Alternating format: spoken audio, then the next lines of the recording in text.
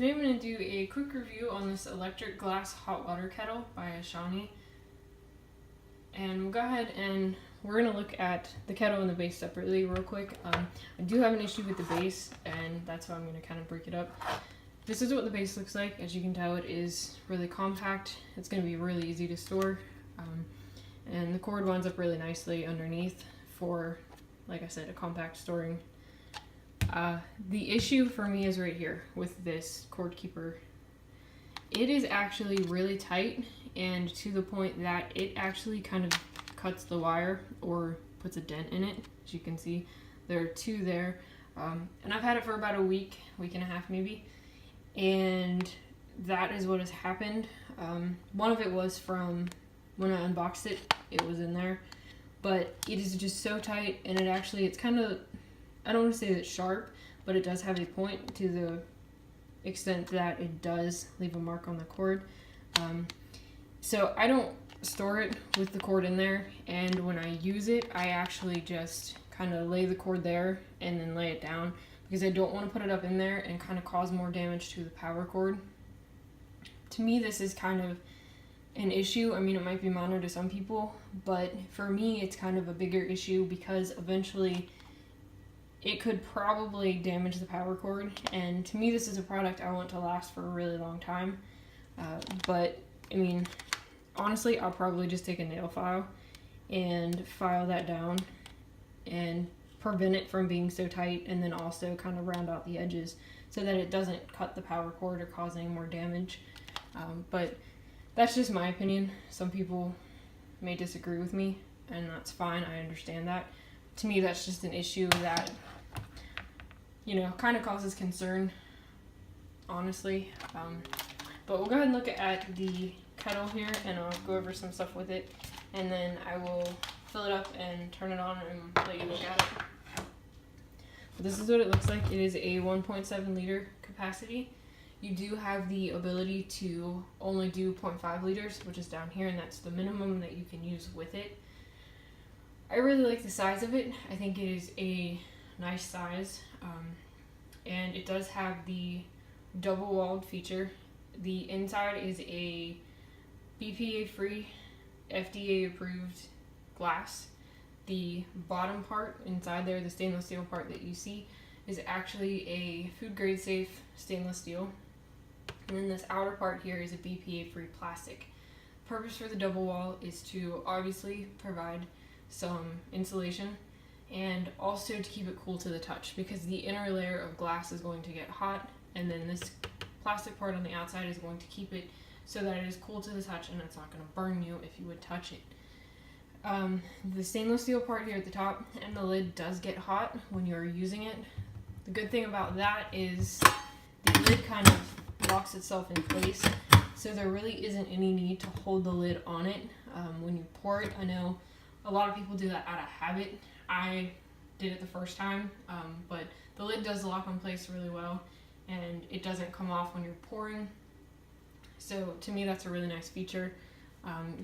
But just as a precaution, the lid does get warm when you're using it. As you can see here, there is a filtered spout.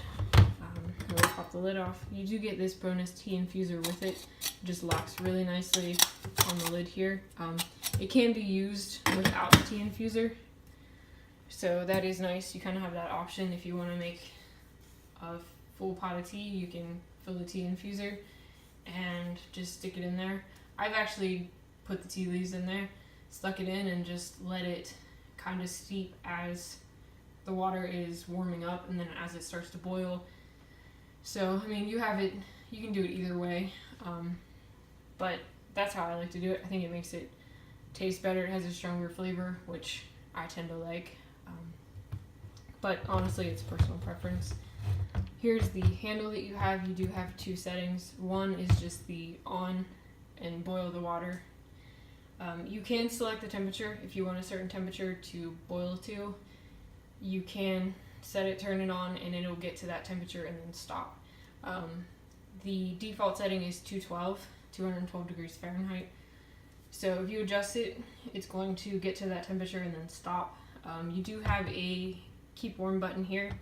You can actually turn the keep warm setting on, set a temperature for it, and then it will get the water to that temperature and then kind of not necessarily shut off, but it will kind of make sure that it stays there.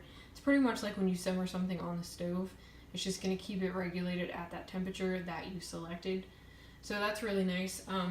You cannot do the tapeworm setting with a temperature above 200 degrees Fahrenheit, because that is, the purpose behind that is to prevent it from boiling dry. So that's kind of a safety feature, which I like. I think that's really nice. With these temperature buttons here, to select the temperature, you can do a soft press and it will increase by 1 degree, or you can do a long press and it will do 10-degree increments. So I do like that. That way you can kind of skip through it quicker if it's a higher temperature. But this is what it looks like just real quick before I turn it on.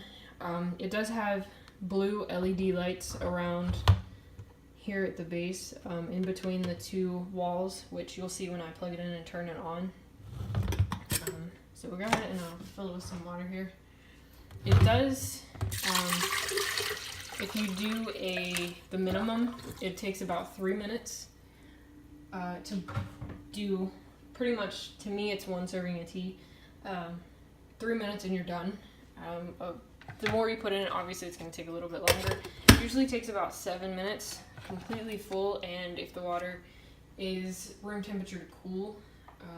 I've done it out of the fridge, and it usually adds about 2 to 3 minutes, because my fridge is about 34 degrees. Okay, so we're going to go ahead and put the kettle on the base and then plug it in. And as you can see, the handle right here lit up, and it tells me that it's 86 degrees right now. So we're going to push the start, and I never set the temperature, I just let it go to 212. So we're going to go ahead and push it again, and it starts. It says 212, kicks back to 86, and then it lights up, and it will light up the entire time that it is on. When it gets to the temperature that it needs and kind of shuts off, the lights will actually go off. So I kind of like the lights, let you know that it's on.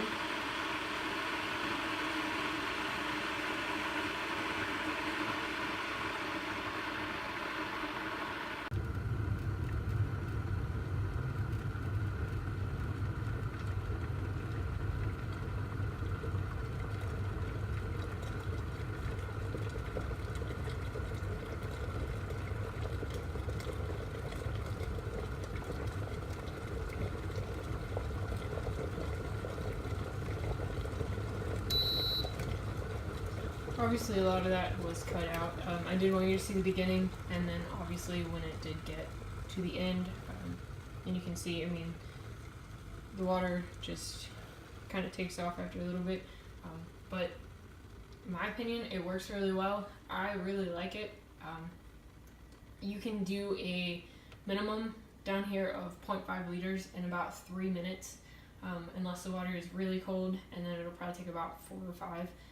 But I overall really like it. My only issue is the cord hook at the bottom on the base that I told you earlier. That's my only issue with this product, and like I said, I'm probably going to take a nail file and fix that problem.